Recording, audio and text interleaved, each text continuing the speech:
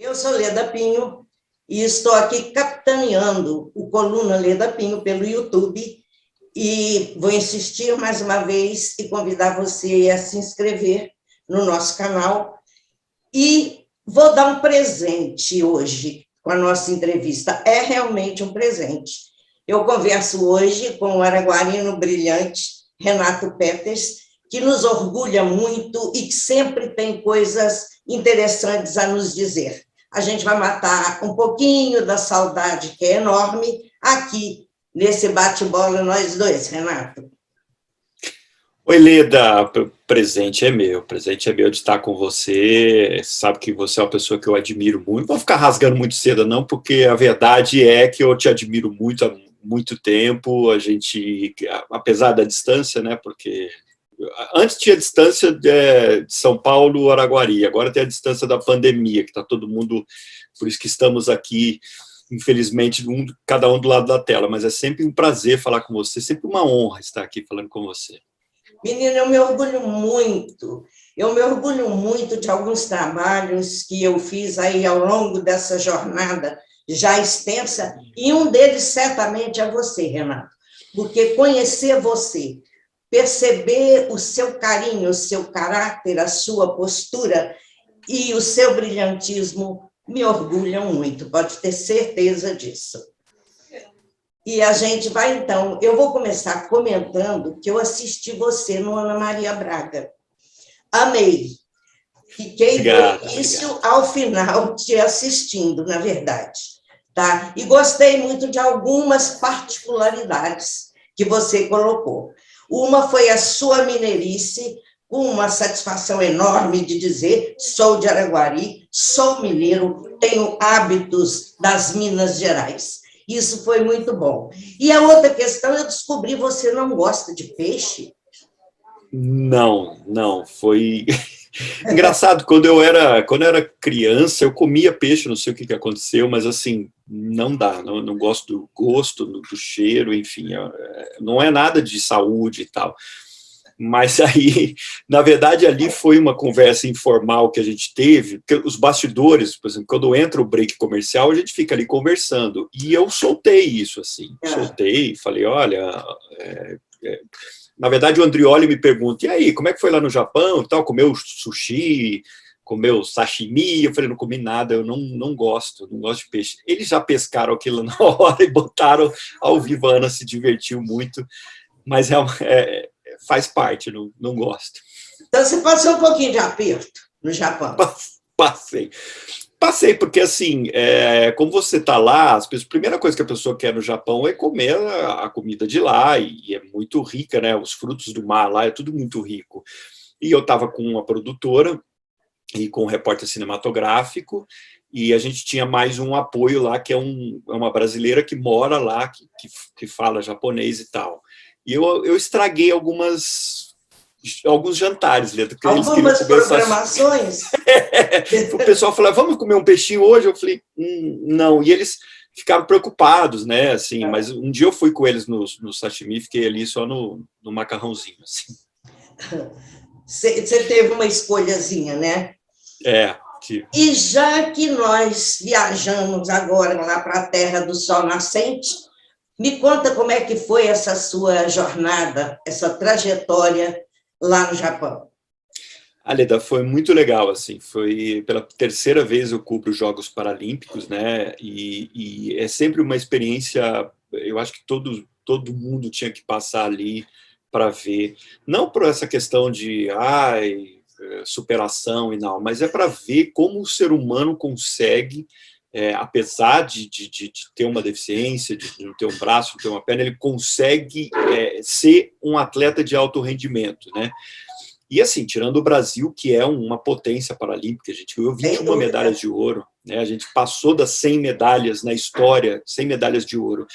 Mas assim, eu acho, Leda, o importante assim, o que o esporte transforma uma pessoa, né? A pessoa que sempre teve os olhares, e às vezes é do ser humano, é da gente, entendeu? Você olha às vezes, a pessoa não tem um braço, não tem uma perna, não tem como, você olha e tal. E essas pessoas, muitos anos, durante muito tempo, viveram com aquele estigma da dó. ai, coitado, ele é deficiente, ele está numa cadeira de rodas e tal. E o esporte, ele transforma essas pessoas, né? Ele dá a oportunidade do cara representar o país, de ter uma vida. E isso estou falando não só para o cara que é atleta, mas de repente uma pessoa que tem uma deficiência e consegue fazer esporte. Hoje você tem gente, por exemplo, que está numa cadeira de rodas e faz agora tem essas academias novas aí, que é CrossFit, sabe? Eu já vi pessoas ali. E uma coisa muito interessante, Leda, eu tinha um colega de rádio, na Rádio Cultura lá de Uberlândia, ele era operador de áudio, ele vivia com uma blusa aqui. Todo dia, fazia chuva, sol, calor, ele estava com uma blusa pendurada. E um dia eu perguntei, falei, o que é? Assim, eu perguntei para outras pessoas, que eu não tive coragem de perguntar. Não, porque ele tem um braço menor, ele tem uma deficiência no braço, então ele usa para cobrir. Por que eu falo isso? Porque hoje, quando as pessoas assistem, por exemplo, uma competição de paralímpica no Sport TV ou na Globo, as pessoas pararam de se esconder. Eu acho isso maravilhoso. Você vai ao shopping, você tem o cara que tem uma perna mecânica, você vê a pessoa... Porque, assim, é isso, a gente tem que... Não pode esconder essas coisas. Então, mas por muitos anos, pela pena, pela dó, essas pessoas tiveram. Então, é sempre uma experiência maravilhosa. Assim, você sai dali outra pessoa. Cara, eu sou outra pessoa depois que eu cubro. E foi a terceira vez que eu fiz os jogos. E para mim, é sempre muito legal. Você sai outra pessoa assim, de lá. A aceitação da pessoa que tem qualquer tipo de deficiência e, principalmente, a superação dos seus próprios limites é algo que nos emociona, né, Renato? Eu fico apaixonada quando eu vejo aqueles atletas ou outras pessoas, como você diz, não necessariamente atletas, vivendo plenamente as suas vidas, sabe? Sem medo de ser feliz, usando o direito de ser feliz. Exato, e você olha, por exemplo, a Lorena Spoladori, por exemplo, ela é uma saltadora. Leda, é muito difícil o que ela faz. Ela não enxerga, então ela precisa contar os passos, são 10 passos até o salto. E o chamador, que é o cara que orienta, porque ela, imagina a pessoa sem enxergar correr em linha reta. É dificílimo o que ela faz. Então, quando você começa a mostrar, olha o que essa pessoa consegue fazer, que você dito aí na sua vidinha normal, eu sou normal, você não consegue fazer. Então, quando a gente começa a mostrar a capacidade deles de fazer, a capacidade de um atleta paralímpico de competir, que é muito, muito difícil, eu acho que isso é a coisa mais gratificante, e a deficiência fica de lado, porque você começa a falar assim, cara, você é muito bom no que você faz, sabe? Então, isso é o mais gratificante. Eu fico, assim, encantada, impressionada realmente de ver como que a pessoa, como você falou, com deficiência visual total, consegue realizar uma coisa tão prodigiosa, né? Tão maravilhosa e que chega, às vezes, a nos envergonhar, por muitas vezes reclamarmos por coisas vazias, por coisas sem sentidos, por questões tão menores, né, Renato? E falando nisso, alguém também te deu um recadinho hoje, lá no programa da Ana Maria. Conta para mim. Foi, eu não estava esperando, e foi a Maria Carolina Santiago, que é uma atleta, ela começou tarde, né? Ela tem deficiência visual, ela tem baixa visão, ela enxerga alguma coisa, e ela ganhou 3 medalhas de ouro nas Paralimpíadas de Tóquio, e ela mandou um vídeo durante o programa, foi muito emocionante, e assim, porque não é um ambiente, vamos dizer, normal, né? Porque tem um monte de câmera na sua frente, tá a Ana Maria Braga lá, você está ao vivo para todo o país. Só que ela te deixa assim também ao mesmo tempo tão à vontade, tem um café da manhã, ela fala, é para comer mesmo. Tanto que antes de ir para o programa, você tem um cardápio, porque eles querem que você coma mesmo, que tome café ali.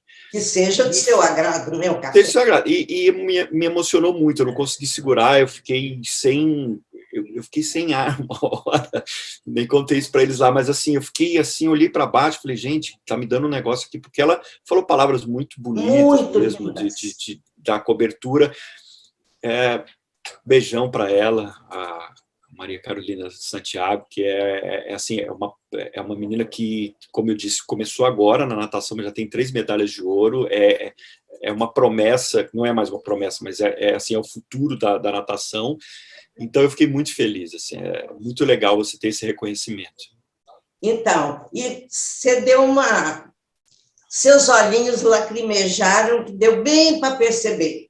E sabe que a sua emoção atingiu a mim? É mesmo? Sim. Que coisa, que Sim. legal. É porque você torce também, eu tenho certeza que você está assim como eu torço muito para você, e eu acho que essa recíproca é sempre legal, assim, de você ter gente torcendo pela gente e que a gente torce também. Que bom. Desde a primeira vez que a gente se encontrou e que tivemos, então, a oportunidade da entrevista, você contou alguns fatos da sua vida que eu vou pedir para você dar uma pincelada nisso. De Araguari, você foi para onde? Bom, vamos lá. Eu me formo em jornalismo e aí eu vou para Divinópolis, porque o repórter de televisão ele vai girando, né? Então eu tinha, na verdade, eu nunca tinha feito televisão, tinha feito rádio. Minha formação é toda de rádio, né? O pessoal de Araguari sempre me conhece de rádio. E nos últimos 6 meses de faculdade, eu teve um estágio na TV Universitária de Uberlândia, e quando terminou o estágio, todo mundo falou, vamos mandar fitas para todo mundo. Eu falei, cara, ninguém vai querer a gente, nós somos muito ruins, né? Só que, pela questão do rádio, de meio que já te formar, eu comecei com 16 anos, Leda. Então, assim, eu já tinha uma bagagem de rádio. E a televisão, naqueles 6 meses, moldou. E eu lembro que a TV Integração, na época, a TV Triângulo, o diretor me chamou e falou, gostei do seu trabalho, você vai para Uberaba. Eu falei, que bom, Uberaba. Aí tinha uma namoradinha na época, aquele choro, mas Uberaba é longe, não é, são 120 quilômetros e tal, não sei o quê, para lá, toda aquela confusão. Aí, bom, mas tem que ir, não tem como, né? Minha mãe também na época, mas você vai, não sei o quê. Eu falei, mãe, tem que ir, não tem jeito. Aí o cara me chama uma semana depois, ele falou, acho que ele viu direito a fita e falou, não. Aí ele falou, olha, é o seguinte, a vaga de Uberaba não tem mais, é Divinópolis. Então você imagina, eu passei a semana toda tentando acalmar a galera, são 120 quilômetros. Sobre a distância de Uberaba. Divinópolis era perto de Belo Horizonte, então foi um caos. Aí eu fiquei lá 6 meses, não me adaptei, foi muito complicado, assim, histórias de pegar o ônibus em Araguari e parar num trevo porque não tinha ônibus, esperar o outro ônibus de madrugada. Já parei num trevo 4 horas da manhã, com minhas malas, assim, esperando o ônibus que ia para Divinópolis. Eu falei, cara, não dá. Aí eu volto para a TV Paranaíba, né, a antiga Band na época, hoje Record, fico lá 1 ano e meio, e aí um amigo meu fala assim, olha, tem um colega que precisa de um repórter em Presidente Prudente. Aí fui para Presidente Prudente, passei lá mais 3 anos e meio, depois eu em 2002 eu vou para a Globo Brasília, já para trabalhar com esporte, e estão me aguentando até hoje, assim, são 19 anos de Globo desde 2002, depois eu fui convidado para estar para vir para São Paulo, e é isso. Então, porque o repórter ele começa, ele quica. Então, desde 99, foi 99 eu deixei Araguari, assim, fisicamente, porque eu sempre estou aí, fim de semana e tal, quando meus pais ainda eram vivos eu ia mais, aí meus irmãos eu continuo indo. Só que assim, com essa correria nossa aí de cada dia, mas eu estou sempre ligado em tudo que está acontecendo aí, com certeza. Eu sei que você vive antenado aqui nesse cantinho mineiro, meu filho. A gente acompanha você. Essa que é a questão. E você, na época, me contou que borboleteou muito por aí até chegar, então, em São Paulo. Em São Paulo, você trabalha só com esporte? Não, né? Porque você estava cobrindo a recuperação do Pelé lá no Einstein, dia desse. Na verdade, assim, hoje a TV mudou muito. Quando eu cheguei aqui, era só para a gente, só esporte, tem um departamento de esporte e tal, mas eles vão detectando, por exemplo, eu era do jornalismo geral, entendeu? Eu gosto eu já fiz muito Câmara de Vereador, já fiz briga de político, já fiz de tudo, já fiz receita. Esse assunto é quente, né? Essa é quente. Então, eu fiz isso. Em Brasília, eu fiz também muitas coisas assim. o foco principal é o esporte, mas, por exemplo, na pandemia agora, como tudo parou, a gente foi, assim, fizeram uma escolha de quem se adaptaria ao jornalismo. Eu fiz, durante a pandemia quase toda, o SPTV, que é o jornal aqui de São Paulo.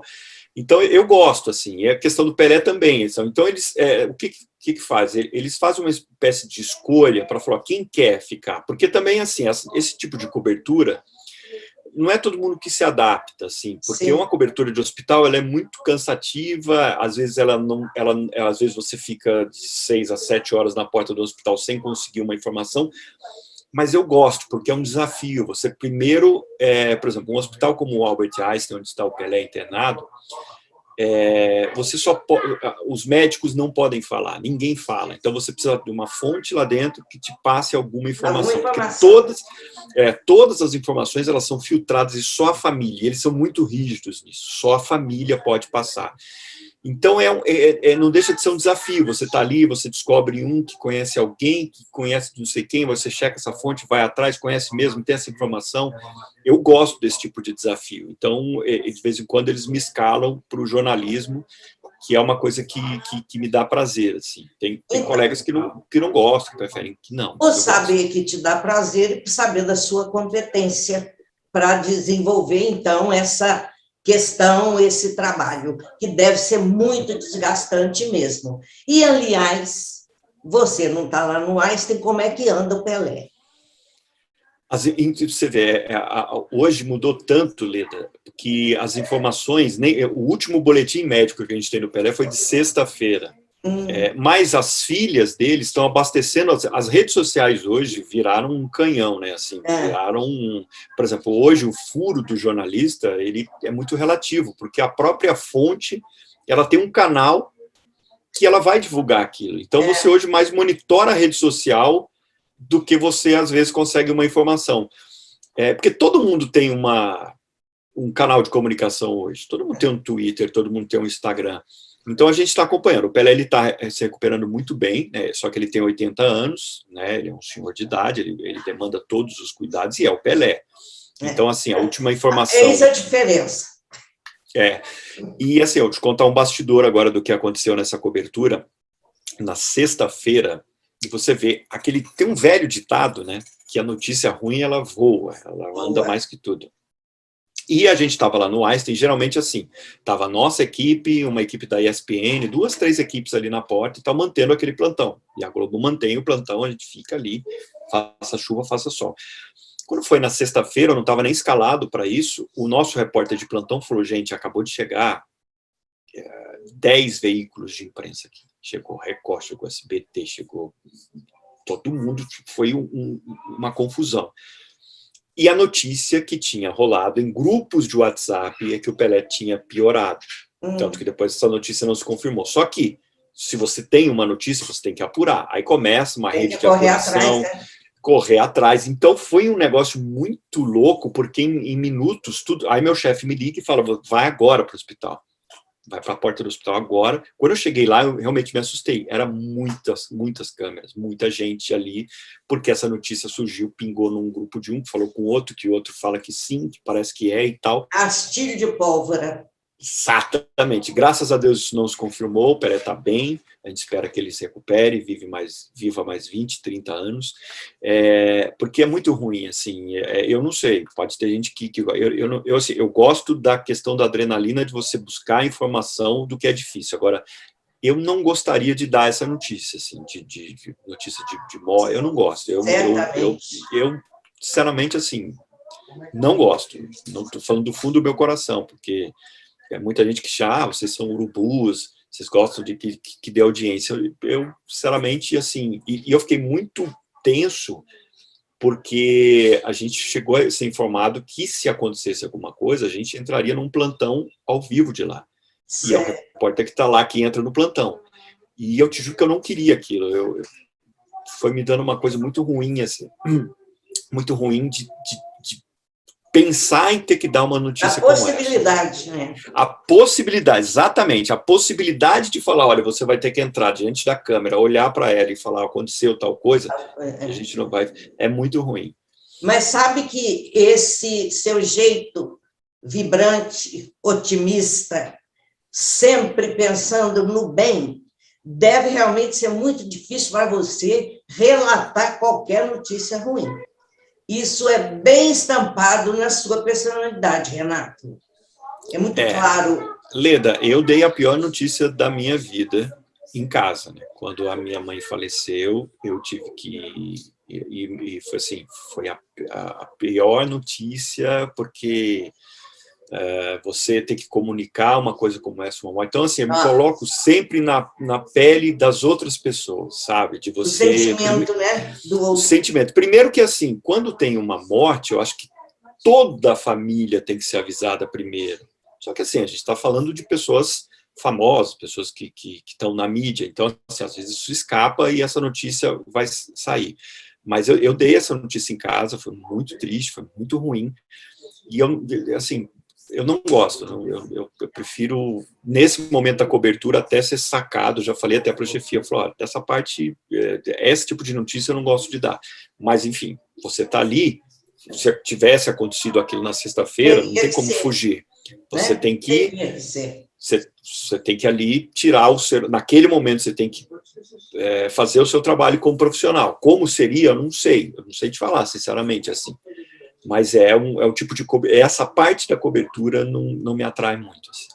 Eu acho que não atrai ninguém, sabe? Esse tipo de notícia é algo que a gente, embora não tenhamos como, a gente gosta de fugir delas, né? Exato. Renato, minha mãe, você falou da sua mãe, a minha mãe tem 100 anos. Que maravilha. Completou 100 anos em abril. E a minha tarefa é ir com ela à missa todo domingo. E eu nem católica sou. Aliás, eu não tenho assim, religião. Eu gosto muito da espiritualidade, da doutrina espírita, mas eu não tenho nenhum rótulo religioso, vamos dizer assim. Mas eu vou com ela à missa todos os domingos, porque ela aguarda, assim, ansiosamente a chegada da missa, fora as que ela assiste na televisão, que são todas, sabe? Que maravilha. E lúcida ainda. Que coisa boa. Lúcida ainda. E eu, sabe, me esfria a alma quando eu penso na partida dela antes da minha. Porque perder mãe é um negócio muito complicado. É muito difícil. Né? É muito difícil. É muito complicado.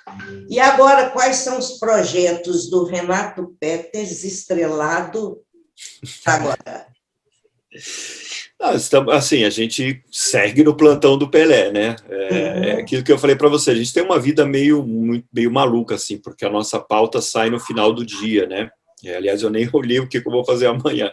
Mas, assim, a gente tem esse plantão, não acabou ainda, apesar dele estar se recuperando, a gente segue nesse plantão. E é isso, assim, a gente está sempre atrás da boa notícia, a boa história para contar, né? Assim, a vantagem desse tipo de serviço é que você nunca sabe o dia de amanhã, você nunca sabe o que vai acontecer, qual cobertura que você vai estar, qual desafio. É sempre uma surpresa. É sempre uma surpresa. Então, assim, vamos aguardar. A gente tem coberturas aí esportivas pela frente, mas, assim, eu acho que o que me atrai também muito são as histórias de vida das pessoas. É isso que eu acho que faz a gente se aproximar dos outros e a gente poder contar boas histórias. Podemos falar um pouquinho de Brasil nos tempos de agora? Podemos. Como você vê o cenário brasileiro durante a pandemia e cá para nós, sigilosamente, além da pandemia? Eu acho que, assim, Leda, a gente vive num país muito rico, muito grande, com muita gente boa, né? Muito, assim. Mas eu acho que o que aconteceu nessa pandemia aí foi muito triste, assim. Eu acho que quanto mais a gente precisou da nossa classe dirigente, vamos dizer assim, dos nossos comandantes, dos nossos líderes, muitos se afugentaram, muitos não agiram. Então, eu acho assim, é muito triste, e nesse período todo, Leda, eu tive no Catar e tive no Japão.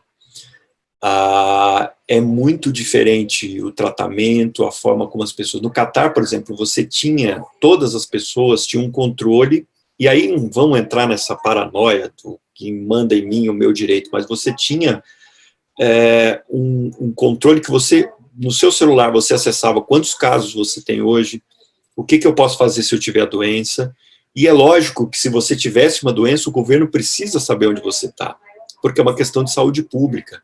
Eu não posso sair daqui como doente e achar, o problema é meu e eu estou para lá com os outros. Não, a gente vive, então não dá. Então pega um barquinho, vá para uma ilha deserta e vai morar lá com o seu coqueiro.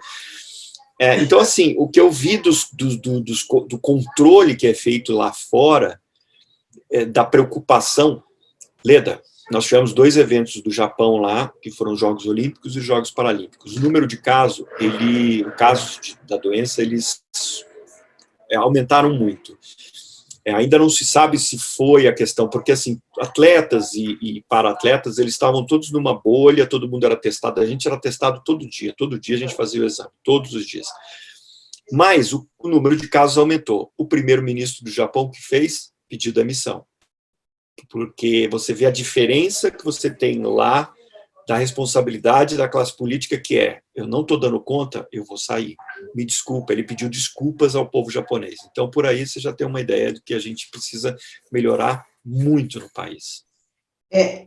Eu acho, assim, aterrorizador estarmos num país onde muitas mortes poderiam ter sido evitadas e não foram por questão de irresponsabilidade, de negacionismo, de umas atitudes que é difícil, Renato, você admitir isso no tempo que nós estamos vivendo. 600 mil mortes, fora o que girou em torno desse acontecimento.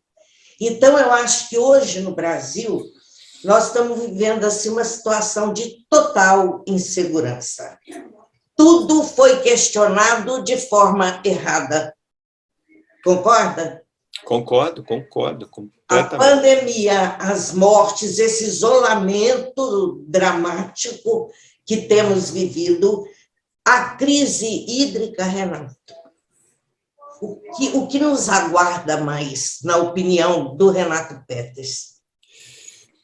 Leda, é uma pergunta bem difícil, porque o horizonte é bem complicado, né? Está nublado, bem complicado. Tá obscuro? Tá obscuríssimo. Você vê, e ao mesmo tempo eu falo isso, Leda, de novo, voltando, eu não estou falando que ninguém é melhor do que ninguém, mas assim, hoje em dia você pega alguns países que avançam para o mar. Eu acho o mar a coisa mais forte, assim. O que eu estou tentando dizer é o seguinte, tem países que avançam para cima do mar, ou seja, colocam lá. E nós, dentro do Brasil, está o maior manancial de água, está o maior reservatório de água do mundo, e a gente tem gente aqui passando sede, hidrelétricas estão... Então, assim, eu não consigo entender... Está explodindo, né? Não tem, sem recurso. Sabe, exatamente por que há vários anos... E outra coisa que me deixa estarrecido, Leda, é a questão de ver nos telejornais o seguinte, a chuva realmente esse ano não veio... Todo ano a chuva não vem do jeito que deveria vir, mas o problema é a chuva, é São Pedro, sabe? Nós não estamos... Sim, aqui em São Paulo nós tivemos há poucos anos, antes da pandemia, uma crise assim, que eles tiveram que captar água de uma outra, fizeram uma engenharia com os tubos, a gente acompanhou tudo isso. É uma alquimia que a gente não entende. Só que aí você fala assim, aprendemos, né? Porque aquela era a maior seca, que nunca parou de chover tanto. Muito bem, aprendemos? Não, nós estamos vivendo isso de novo. Mas espera aí, não aprendemos, não fizemos nada. E aí você pega de novo o exemplo, eu não quero ser pedante aqui, nem falar que, pelo amor de Deus, mas assim, você pega o caso do Japão, que os caras enfrentaram um tsunami, e agora eu fui com um repórter cinematográfico que ele esteve no Japão logo depois do tsunami. o japonês criou uma espécie de um quebra-mola gigante, uma tecnologia para você, porque ele sabe que não tem como acabar com o tsunami, não tem como acabar com o terremoto. Só que o que ele fez? Eles fizeram uma engenharia, e ele me mostrou fotos que ele teve lá cobrindo. Então, são os quebra-molas, Leda, gigantes. Por quê? Porque a água vai ter um outro tsunami, só que a água vai bater naquele primeiro, vai bater no segundo. Quando ela chegar na cidade, ela já está menor. Ela já está... E aqui a gente está morrendo de sede, as hidrelétricas. A gente não vai ter luz daqui a pouco, e não muda nada. Está aí, está acenando violentamente, né? Apagões e apagões por esse país afora.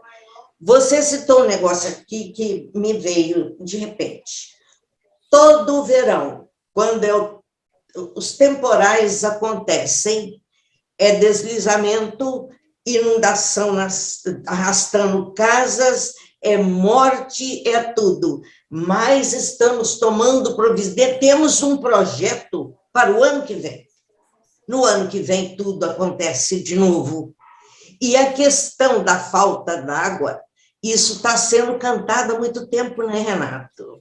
É o desmatamento, me perdoe, é o agro, que pode ser tech para alguns, para mim nem tanto, é a pecuária que avança, acabando com as matas ciliares, e os rios vão, então, sofrendo, é o garimpo ilegal, e não há uma providência enérgica, não há alguma coisa assim que realmente surta resultado, ainda que a médio e longo prazo.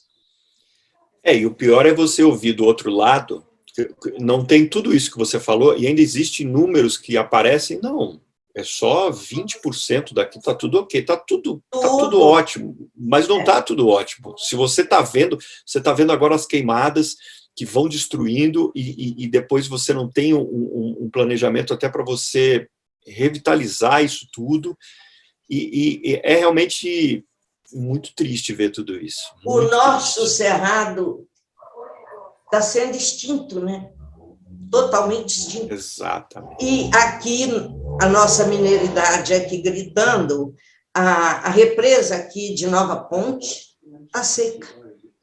Sim. Eu vi o lamento de pessoas que investiram ali no turismo, na piscicultura, enfim, desesperados. Então, nós estamos entrando numa era de desespero generalizado. Para não falar no alto número de pessoas que voltaram ao nível da miséria, de fila de osso, e dessas outras coisas que não é essa nossa proposta aqui hoje. Isso nós vamos conversar quando você vier aqui em casa, para a gente comer pão de queijo, tomar café, molhar pão de queijo no copo, nós dois. Boa. Porque eu não vou admitir que você venha em Araguari e não passe por aqui. Eu preciso.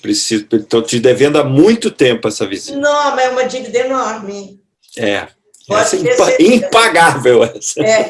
Eu só não vou dizer impagável, porque eu sei que você vai pagar. Vou. Eu tenho certeza que você vai pagar. Tá? Renato, mais alguma coisa, meu querido, que você gostaria de nos dizer a nós, conterrâneos, a essa mineridade louca? Por sinal, em Minas, há poucos dias, de 3 em 3 minutos, aparecia um novo foco de incêndio. Né? Eu só dizer que o papo com você é sempre bom, e ele voa, e eu estou te devendo, realmente, eu acho que a gente precisa conversar, juntar amigos, tem muita gente que eu não vejo, que a gente, vamos encher essa casa. Vamos juntar vai passar logo, e te dizer que é muito carinho, eu gosto muito de falar com você, você é uma pessoa que eu admiro muito, né? Já te falei várias vezes. Vice-versa, tá? É bom, e eu sei que você é de coração, que você torce, e estamos aí, estou te devendo mesmo, a gente precisa se encontrar, essa pandemia separou a gente, está todo mundo separado, cada um num canto, mas vamos conversar sim. Eu estou na expectativa da terceira dose, né, que as 2 eu tomei em março, agora eu estou assim, eu amolo uma moça que tem, coitada, na secretaria todo dia, para saber quando é que eu vou tomar a terceira dose. Por quê? Ser idoso não tem vantagem nenhuma. Essa conversa de menor idade é para boi dormir. Mas tem uma vantagem só, a gente vacinar na frente dos outros.